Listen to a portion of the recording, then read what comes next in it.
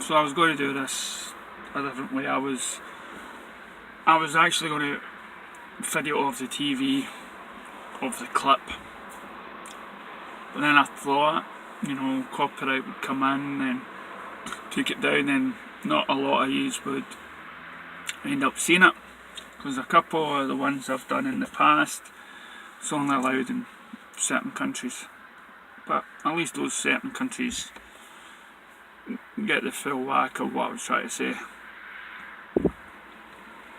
So as you know,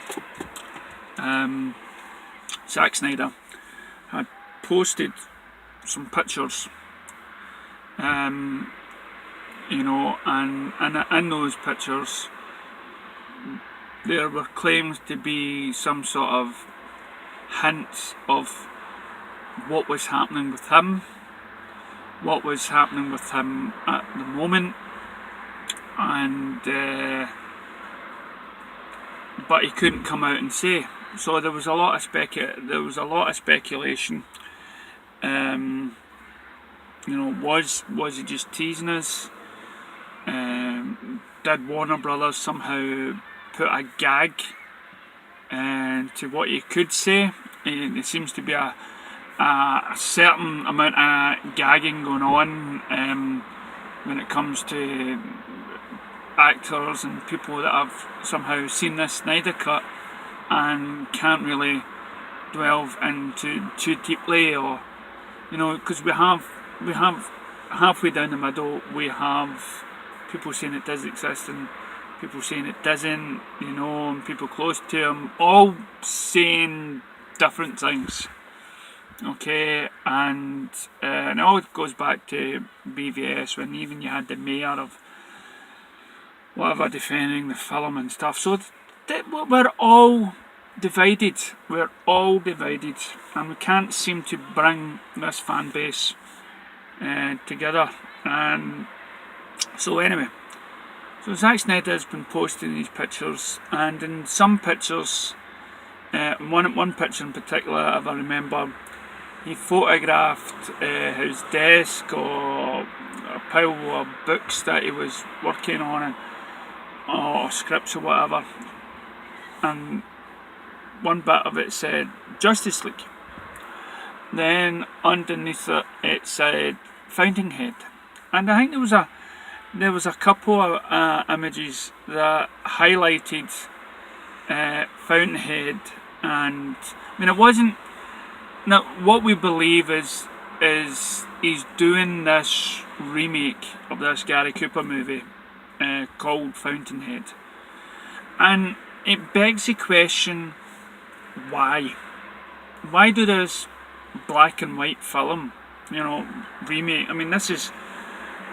Especially when you, and what I'm going to do is at the end of this video, please watch the link, right? Watch the link that I'm going to put up. It's going to be one of these corners anyway, okay? So watch that after you've done this. And I know, so he's been basically, and he posted pictures, and in the background there is a picture of Blade Runner, and it's a director's cut, but you have to zoom into the picture to see it. So every picture he makes, there is something to what he's trying to say. So what he's trying to put out there without coming straight out and say it. Now, he went quiet at some point, and I think I made a video explaining why he went quiet and all the surrounding evidence and stuff, and I even put a YouTube link.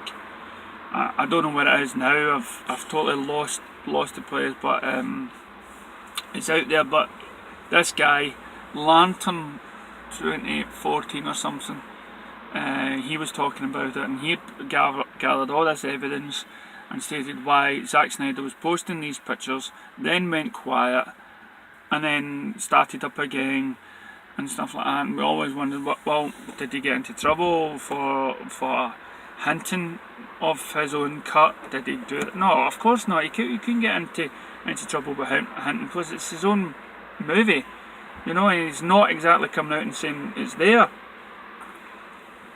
You know, there was a release of the Justice League, so maybe at certain points you can't talk about it and discuss it because they want a DVD sales. Anyway, back to the main point. That I could always drift off on a tangent. There's so much stuff out there just now. Anyway, back to Fountainhead. So he's been taking these pictures, and the news is he's making this remake. Now this remake, I must have seen the film years and years ago, and I can't remember it. But I watched this clip that it's linked to this, and it says a lot. You know, it's about an architect, and he goes to this building, this company, and he's got this plans for this building, and he wants to make it a up-to-date new version, new look on something that's old, and he's giving it this new life. But this company, you know, that he's doing the business, this company says, we like the building, we like what you've drawn here, but we want to change it. We want to change it to something old and something new, which the general, you know, which basically the mass people, right, the biggest majority of people would accept. And so that means that they would have to destroy bits of this architecture's design and flaws in order to go with what this big company wants. Ring any bells? So why would he make this film? At first I thought it was just, you know, maybe he was just getting a script ready, maybe he was just looking at it, maybe, you know, he was giving a nod because this is what happened to him with Justice League and stuff. And then, well, if he's redoing the movie, he could really be crafty and actually changing it from an architect to a director. He could basically do his own story, you know.